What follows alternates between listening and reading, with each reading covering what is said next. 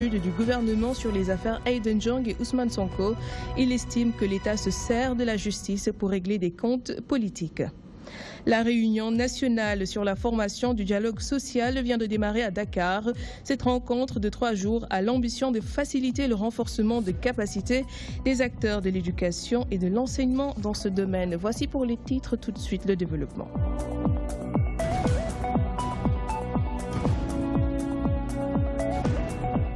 Le recteur de l'université Cheikh Anta Diop de Dakar est monté au créneau pour démentir les accusations d'une gestion nébuleuse.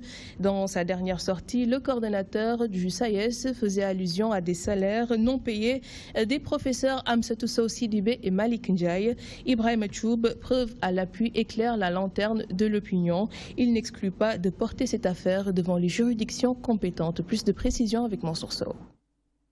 Il n'a pas mis de gants pour balayer d'un revers de main les allégations d'une gestion nébuleuse de l'UCAD. Ibrahim Choub, recteur de l'université Cheikh Anta Diop de Dakar, s'est fait son propre avocat contre les accusations du coordonnateur du SAES, campus de Dakar. Les cas des professeurs Amsatou Sow Sidibé de la faculté des sciences juridiques et politiques et Malik Ndiaye de la faculté des lettres et sciences humaines au menu de son réquisitoire. Si la première citée s'est vue rétablie dans ses droits depuis le 30 juin 2016, l'autre, en l'occurrence le professeur Malik Ndiaye, continuait à percevoir son salaire de conseiller du président de la République après son limogeage survenu le 1er août 2014. Madame Sidibé, le rectorat a mis juste 15 jours pour rétablir son salaire. Elle continue depuis lors, contrairement à ses allégations et aux accusations publiques, à être payé comme tous les autres personnels de l'UCAD. Quant au professeur Malik Ndiaye, le rectorat a réclamé et obtenu une copie du dit document établi le 16 juillet 2016, faisant ressortir que M. Ndiaye a continué à percevoir son salaire de ministre conseiller malgré sa cessation de fonction. Autre point abordé, le déménagement du rectorat et de l'office du bac. Selon le recteur, toutes les procédures ont été respectées et les différentes parties prenantes averties à temps. Cette solution a économisé à l'université plus d'une centaine de millions de francs CFA qui auraient autrement servi à payer les loyers des locaux qui nous étaient proposés au Point E et à Kergoldu. Quels sont dans ce programme les fondements des accusations de détournement et de surfacturation de marché? Concernant la gestion jugée douteuse des droits d'inscription des étudiants, le professeur d'histoire, aujourd'hui recteur de l'université Cheikh Anta Diop de Dakar, jure la main sur le cœur, n'y avoir aucune prise. Les droits d'inscription des étudiants. La partie administrative de ceci est directement reversée dans le budget de l'université et gérée comme toutes les autres ressources sans aucune spécificité. Quant à la partie pédagogique, régie par un arrêté interministériel, elle est directement versée par l'agent comptable de l'université aux établissements où sont inscrits les étudiants. Pour ce qui est des collections du musée Théodore Monod de l'IFON, ni le rectorat ni l'IFAN n'ont reçu à ce jour de demande de prêt émanant du musée des civilisations noires, a expliqué le professeur Choub. En ce qui concerne les voyages d'études, le recteur a tenu à préciser que les 516 coupons de voyage ont été signés dans les délais et remis le lendemain aux bénéficiaires. Il ne reste que les per diem. Se sentant diffamé, son entraîné dans la boue, Ibrahim Choub ne compte pas lâcher prise. Une plainte auprès des juridictions n'est pas exclue. Ils sont 39 élèves à bénéficier d'une bourse d'excellence à l'étranger. Selon le directeur des bourses, ces bacheliers seront orientés dans 4 lycées en France. La cérémonie de remise des bourses a eu lieu à la place du Souvenir en présence de Adja Antadia. 39 bénéficiaires d'une bourse étrangère ont rallié la place du Souvenir pour recevoir leur prix. La France, principale hôte de ces nouveaux bacheliers. On permet au Sénégal de disposer de 21 places qu'on va peut-être d'ailleurs négocier à la hausse. Je pense que c'est déjà quelque chose d'assez appréciable. Bon, ensuite, il y a évidemment le dispositif d'accompagnement que le gouvernement a mis en place. en commençant d'abord par les facilitations d'obtention du visa. Le taux de la bourse également a été considérablement revu en hausse, ce qui permet aux gens, aux récipiendaires d'être pris en charge dès leur arrivée en France. Et puis il y a tout un dispositif social, sécurité sociale et ainsi de suite, tout ça est pris en charge. Des encouragements du ministre de l'Enseignement supérieur pour montrer la voie à la génération future. Dans le contexte géopolitique mondial actuel, nous devons de prendre conscience du fait que nous ne sommes pas dotés des meilleurs atouts dans la course au développement.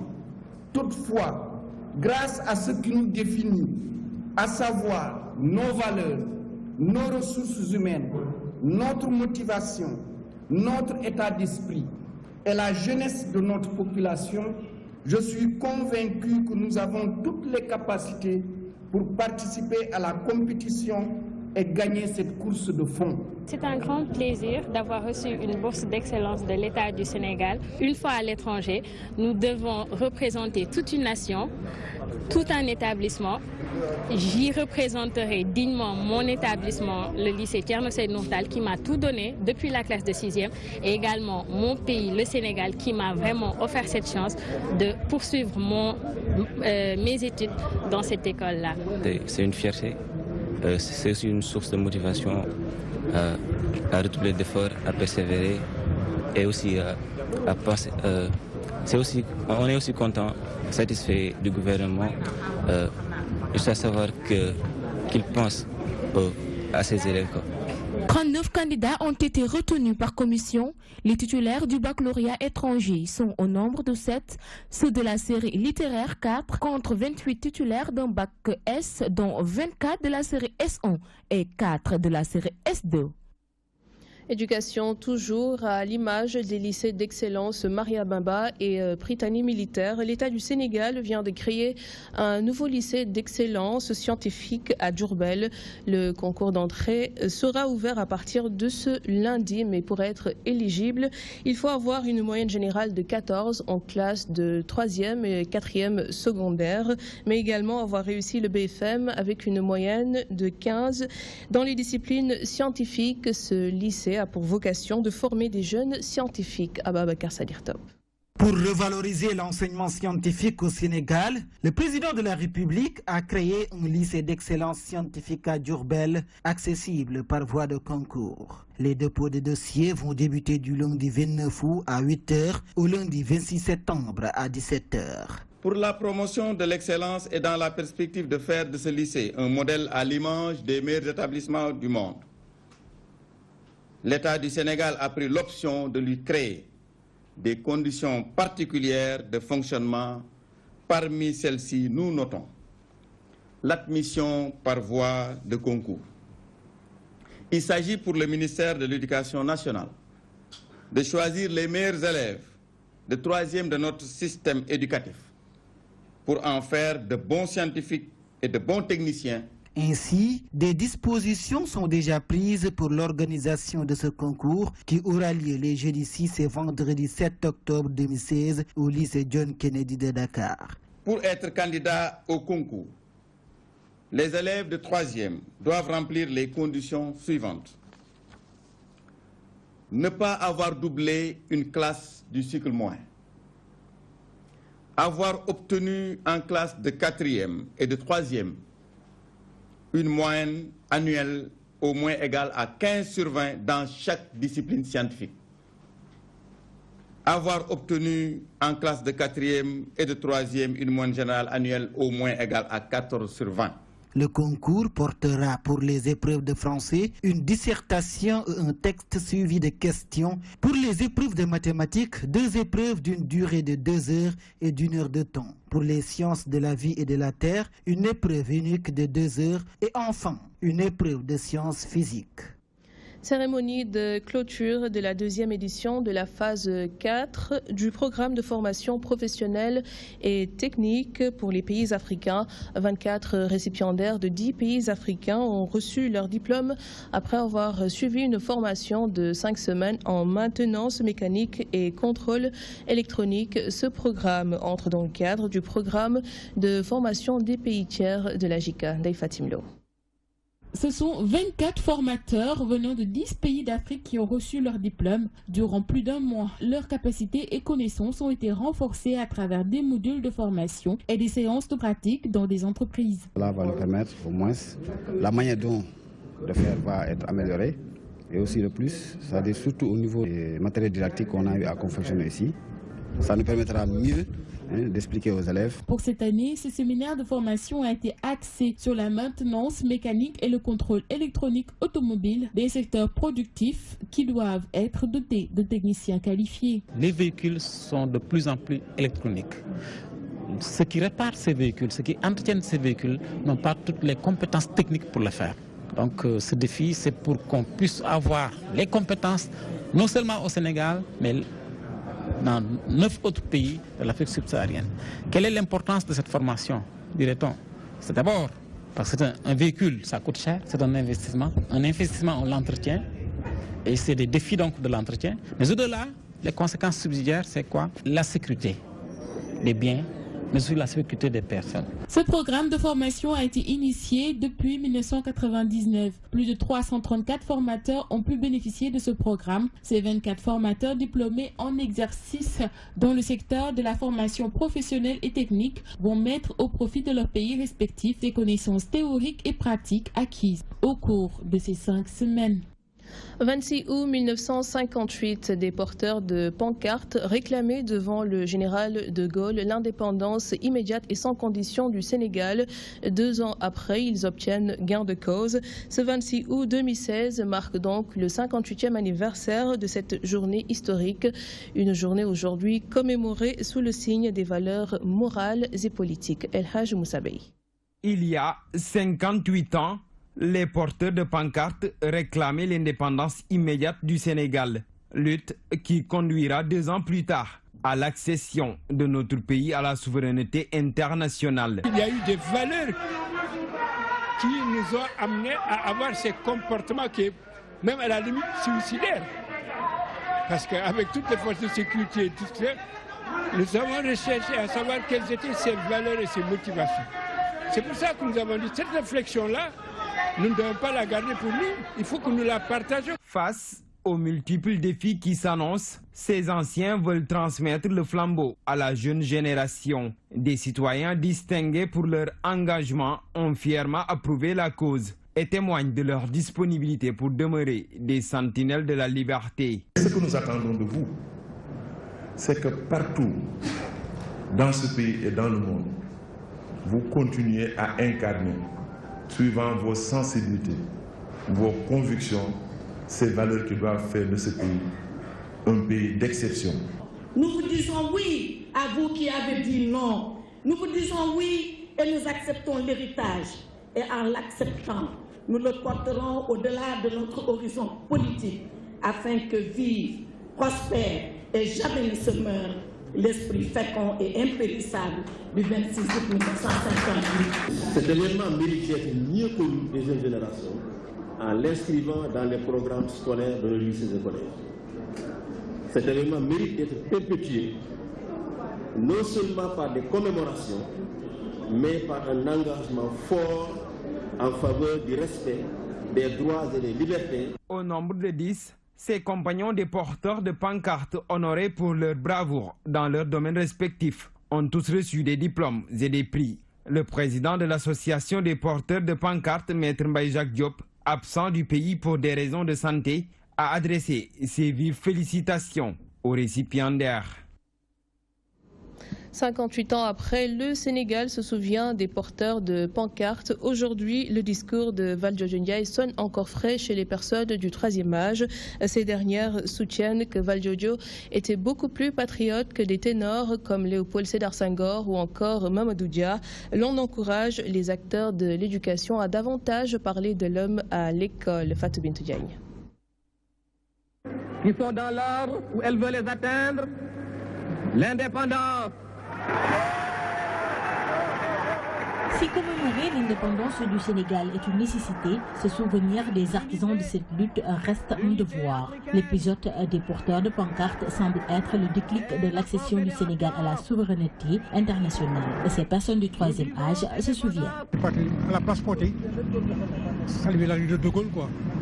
Ce qui m'a beaucoup frappé, c'est l'intervention de Valdiodio Ndiaye, là. Il a fait un discours mémorable, à l'absence des ténors. Frotté était noir de monde. C'est à l'arrivée de Gaulle ici à Dakar, la place Frotté. C'est là où se trouvaient les meetings. Et parmi les grands caïds du pays, il y en a qui étaient absents. Il a fallu laisser les plus jeunes là. De Gaulle parler, ils ont hué De Gaulle.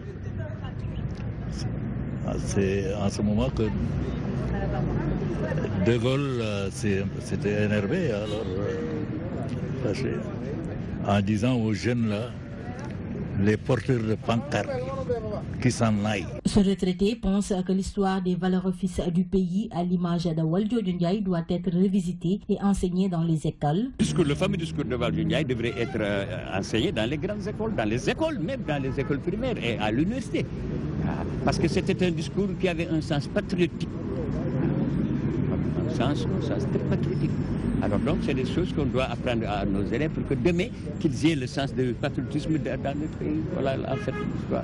En 4 avril 1960, par un accord avec le gouvernement du général de Gaulle, le Sédar Senghor obtient l'indépendance de la Fédération du Mali, qui réunit le Sénégal et le Soudan français, deux colonies de l'Afrique occidentale française. L'indépendance ne sera effective que le 20 juin de la même année. Le 20 août, le Sénégal se retire de la Fédération. 5 jours plus tard, le Sédar Senghor devient président de la République du Sénégal. La politique a fait parler d'elle lors de la célébration du 58e anniversaire des porteurs de pancartes. Les partis politiques ont été massivement représentés. Les intervenants évoquaient des questions qui concernent l'actualité politique du pays, suivant les différentes réactions au micro de Moussa Bey. Mesdames, Messieurs les porteurs de pancartes, vous avez poser les stigmates de cette démocratie. Ce sont des acquis que le Sénégal a capitalisé de haute lutte. Il ne faudrait pas qu'on assiste à un recul démocratique. Nous allons veiller, nous allons être des sentinelles, de véritables sentinelles de la démocratie pour qu'il n'y ait pas de recul démocratique au Sénégal. Démocratie Sénégal, machallah, mu ngi avancé dañu bëgg nag nii nous ko célébrer tey ndax tey nii dafa doon meeting politique. Je salue ce rassemblement d'aujourd'hui qui illustre le Sénégal dans toute sa diversité. Ici, je pense connaître pratiquement tout l'ensemble des récipiendaires. Nos chemins se sont croisés et certainement décroisés à un certain moment de la vie, parce que ainsi va la démocratie. Affaire Aïda Ndiong, Ousmane Sonko, le comité directeur du Parti démocratique sénégalais dénonce l'attitude du gouvernement. Selon des membres de la formation, l'État utilise le pouvoir judiciaire pour traquer ses adversaires politiques. Et concernant le Haut Conseil des collectivités territoriales, les partisans de Wade ont déjà préparé leur liste pour ces élections.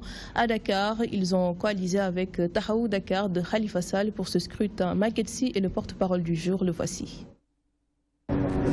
Informé de la condamnation de Mme Aïda Ndiong par la Cour suprême, le comité directeur exprime son indignation sans limite. Debout, par acclamation, il exprime son soutien sans réserve à celle qui est condamnée parce qu'elle a décidé, contre vents et marées, de rester militante du PDS.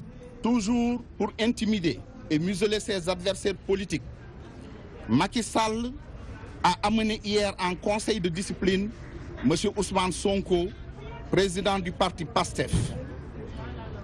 Le PDS lui apporte son soutien sans faille et s'engage à lutter à ses côtés et aux côtés de tous les partis politiques, les syndicats et les organisations de défense de l'homme pour qu'aucune sanction ne soit prise contre lui. Toutes les actions du gouvernement montrent aux yeux de tous qu'il ne lui reste plus que la menace, la violence et la fraude pour espérer gagner les prochaines élections. C'est ainsi qu'il faut comprendre le passage en force à l'Assemblée nationale de la loi portant refonte du fichier électoral. Préparation des élections au Haut Conseil des collectivités territoriales. Le comité directeur a apprécié le rapport sur la situation de nos investitures dans l'ensemble des départements en rapport avec la coalition électorale que nous avons constituée et dénommée Coalition Alternative Patriotique. Ensemble, le parti a encore une fois démontré sa capacité de mobilisation. En moins d'une semaine, notre parti s'est déployé dans l'ensemble du pays et a constitué ses listes avec un consensus obtenu et une coalition bien gérée dans la plupart des cas. Ziguinchor, les jeunes de l'Union centriste du Sénégal exigent l'exclusion de certains responsables du parti. Selon eux, ces derniers ont transgressé les règles édictées par leur formation politique pour avoir créé une liste parallèle pour l'élection du Haut Conseil des collectivités territoriales, alors que l'UCS avait déjà choisi ses représentants. Mamadou Lamine Dia est le responsable des jeunes de l'UCS Ziguinchor. Il est ici au micro de Mambinta Diatta. Nous avons eu à désigner 2 personnes pour représenter le département au niveau de ce Haut Conseil des collectivités territoriales. Et au lendemain de ce choix, des gens ont prétendu que, puisqu'ils n'étaient pas investis sur cette liste de l'UCS, qu'ils allaient déposer une liste parallèle, chose qui est déjà faux parce qu'ils avaient déjà déposé leur liste avant même que l'UCS n'ait procédé à l'investiture. Ce qui dénote en réalité que ces gens-là, ils avaient déjà le plan de fronde. Ils avaient déjà cette intention de partir. Et nous leur avons dit que s'ils pensent qu'ils sont les seuls méritants dans cette commune-là, c'est commettre une erreur. Parce qu'au moment où eux, ils étaient choisis comme adjoints au maire ou comme conseils municipaux, il y avait d'autres qui étaient laissés en rade et qui n'étaient pas des moindres méritants, qui ont pourtant accepté le choix porté sur leur personne. Donc si aujourd'hui le choix est porté sur d'autres personnes, la logique voudrait qu'eux aussi ils puissent accepter le choix de ces gens-là. Nous pensons en tant que jeunes que la discipline du parti doit être de rigueur. Il est inconcevable que lorsque les instances régulières du parti prennent des décisions, qu'il y ait des gens qui font autre que ces décisions-là. Et c'est pour cela que nous avons demandé à ce que ces gens-là soient définitivement exclus du parti. Ouverture d'une réunion nationale sur la formation du dialogue social. L'objectif est de faciliter le renforcement des capacités des acteurs de l'éducation et de l'enseignement dans ce domaine. La rencontre se tient sur une durée de 3 jours. Aïssatou Dioptal. Face aux défis de l'éducation, il est devenu impérieux pour le rassemblement des éducateurs et enseignants libres réels d'amener les principaux responsables à cerner tous les contours du dialogue social. L'objectif est de réfléchir sur les techniques de négociation afin de développer des stratégies pour propulser une dynamique porteuse de progrès social à tous les niveaux du système éducatif. Il s'agit entre autres de la concertation permanente, mais qui doit revendiquer, qui doit agir, qui doit négocier, doit pouvoir effectivement maîtriser ces techniques de négociation. Et pour cela, il faut absolument que les acteurs qui déroulent, qui sont des syndicalistes, doivent effectivement s'approprier de l'ensemble des mécanismes. Au Sénégal, le niveau du dialogue social laisse parfois à désirer, d'où l'importance de faire recours aux stratégies techniques des pays partenaires comme la Hollande. C'est une première, comme j'ai eu à le dire, qu'une organisation syndicale au Sénégal apporte sa contribution pour un dialogue social fécond et performant. Ils sont en train de faire un travail important, mais ils ont également besoin d'être soutenus. Et c'est ce que nous sommes en train de faire avec eux. Ces acteurs vont se pencher sur les questions du dialogue social, des techniques de négociation et de gestion des conflits pendant 3 jours. Ils espèrent, au sortir de ce séminaire, avoir un dialogue social constructif et de qualité. Ils sont 1005, dont 48 filles, à intégrer l'armée sénégalaise après avoir suivi une formation de 4 mois. Le contingent 2016-2 du 12e bataillon du centre d'instruction militaire de Dakar, Bango de Saint-Louis a reçu aujourd'hui le drapeau national. Un reportage signé Gambi Diagne.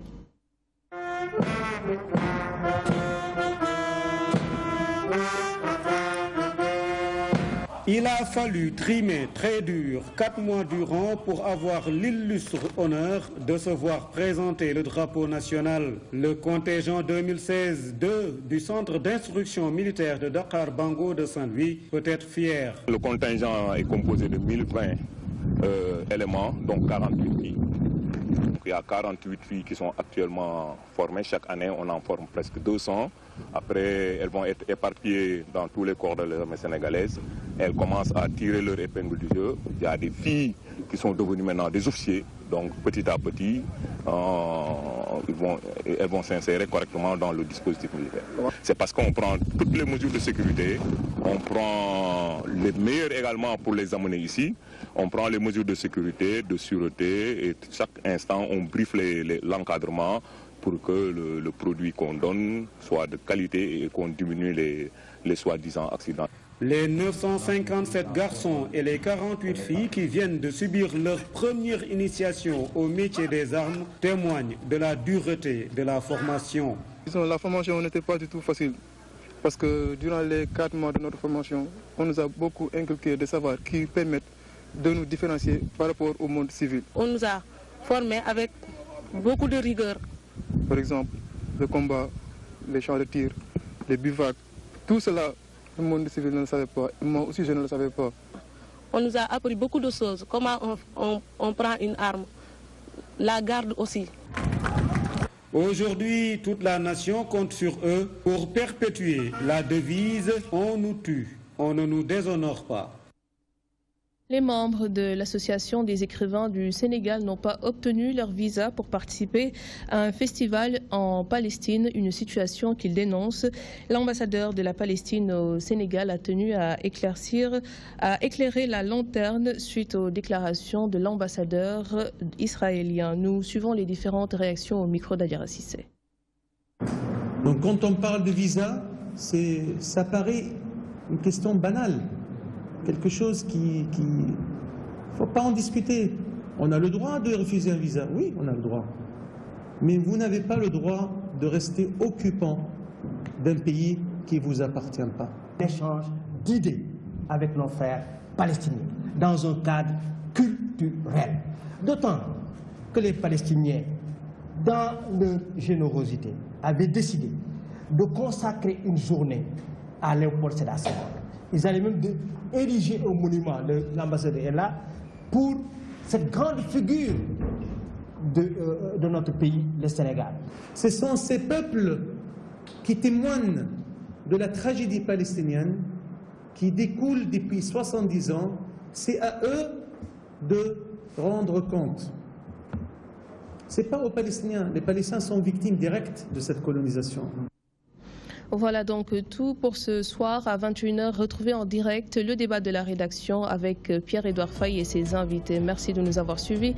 Très bonne suite des programmes en notre compagnie.